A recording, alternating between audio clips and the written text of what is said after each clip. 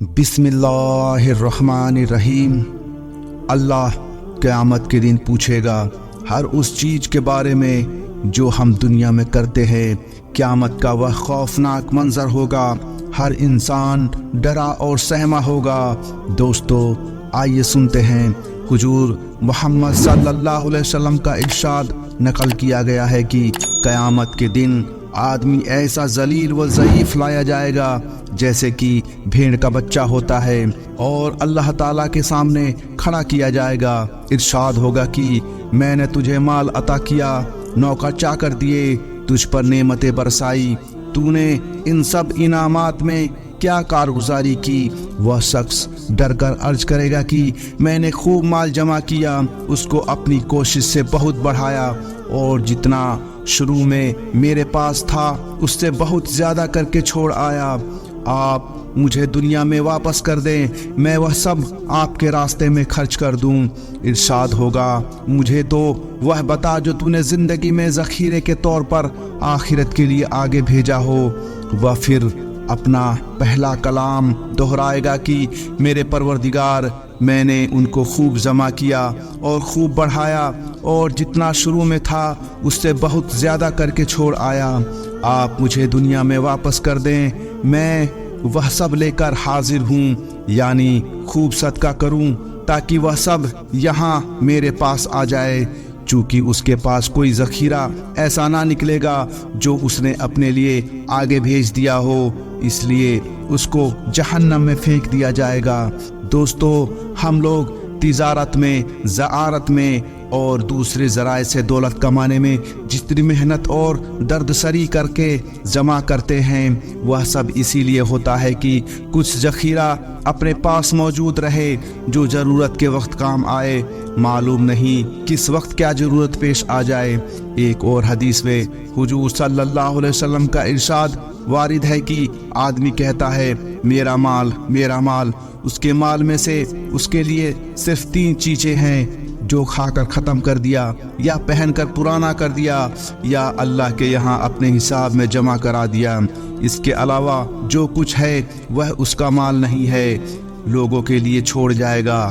یہاں ایک بات یہ بھی قابل لحاظ ہے کہ ان روایات کا مقصد وارثوں کو محروم کرنا نہیں۔ حضور صلی اللہ علیہ وسلم نے خود اس پر تنبیہ فرمائی ہے۔ حضرت سعد بن ابی وقاص رضی اللہ عنہ فتح مکہ کے زمانے میں ایسے سخت بیمار ہوئے کہ زندگی کی امید نہ رہی۔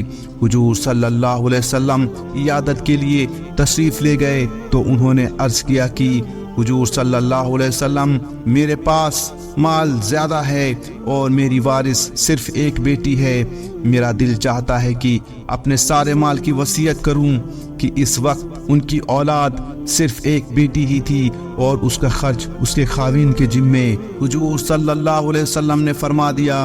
انہوں نے 2/3 کی اجازت چاہی، حضور صلی اللہ علیہ وسلم نے اس کا بھی انکار فرمایا، پھر آدھے کی درخواست بھی قبول نہیں فرمائی تو انہوں نے 1/3 وصیت کی اجازت چاہی۔ حضور صلی اللہ علیہ وسلم نے اس کی اجازت فرما دی اور ارشاد فرمایا کہ 1/3 بھی بہت ہے، تم اپنے وارثوں کو غنی چھوڑو، یہ اس سے بہتر ہے کہ ان کو فقیر چھوڑو۔ ایسا نہ ہو کہ آپ کے وارث لوگوں کے سامنے ہاتھ پھیلائے۔ جو خرچ اللہ کے واسطے کیا جائے وہ ثواب کا مذیب ہے، حتیٰ کہ اللہ کے لیے اگر 1 لقمہ بیوی کو دیا جائے تو اس پر بھی اجر ہے۔ حضور صلی اللہ علیہ وسلم کا پاک ارشاد ہے کہ بعض مرد اور عورت اللہ کی فرمانبرداری میں 60 سال گزارتے ہیں، اور جب مرنے کا وقت آتا ہے تو وصیت میں نقصان پہنچاتے ہیں، جس کی وجہ سے جہنم کی آگ ان کے لیے ضروری ہو جاتی ہے۔ حضور صلی اللہ علیہ وسلم کا پاک ارشاد جو بہت زیادہ مشہور ہے، انما الاعمال بالنیات، کہ اعمالوں کا دار و مدار نیت اور ارادے پر ہے۔ نماز جیسی اہم عبادت اللہ کے واسطے پڑھی جائے تو کتنا زیادہ مذیب اجر، مذیب ثواب، مذیب قربت کی کوئی دوسری عبادت اس کے برابر نہیں۔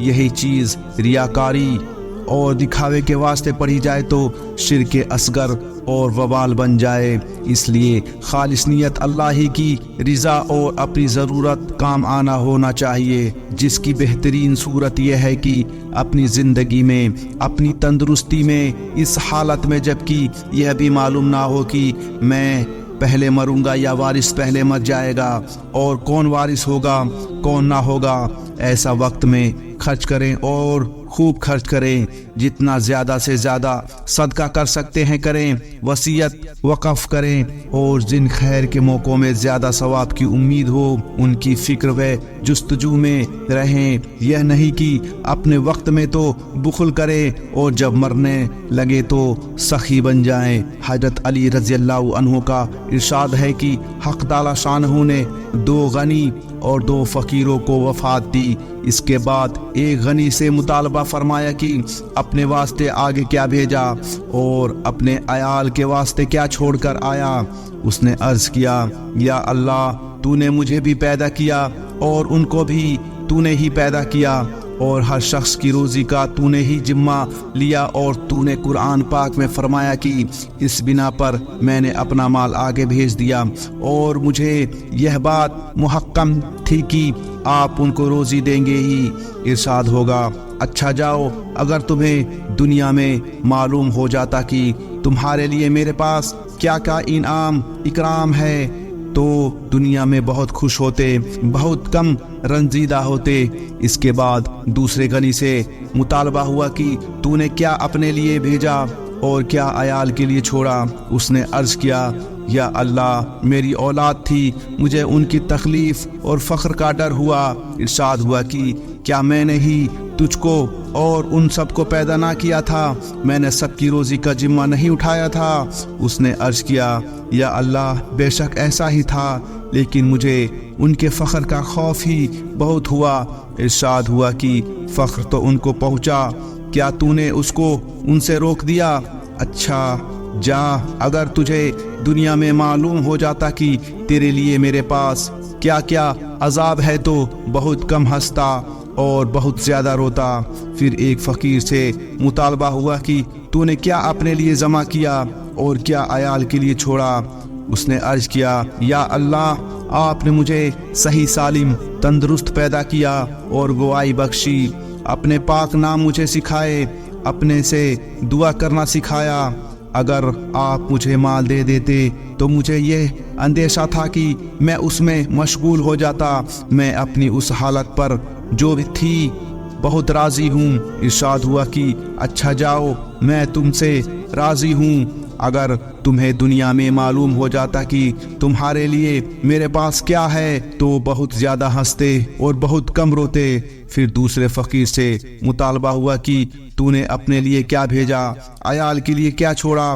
اس نے عرض کیا، یا اللہ، آپ نے مجھے دیا ہی کیا تھا جس کا اب سوال ہے؟ ارشاد ہوا کہ کیا ہم نے تجھے صحت نہیں دی تھی، گویائی نہ دی تھی، کان آنکھ نہ دیے تھے، اور قرآن پاک میں یہ نہ کہا تھا مجھ سے دعائیں مانگو میں قبول کروں گا؟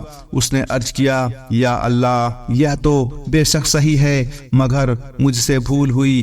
ارشاد ہوا کہ اچھا، آج ہم نے بھی تجھے بھلا دیا، جا چلا جا، اگر تجھے خبر ہوتی کہ تیرے لیے ہمارے یہاں کیا کیا عذاب ہے تو بہت کم ہنستا اور بہت زیادہ روتا۔